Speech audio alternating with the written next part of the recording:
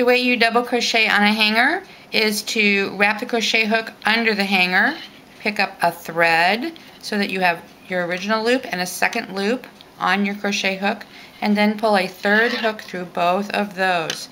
This forms one stitch. You just keep doing that around and around and around the hanger, adding another stitch. And after you do several of these, you'll come all the way around and join back with the top and tie a square knot and clip that short. And then you have a yarn covered hanger.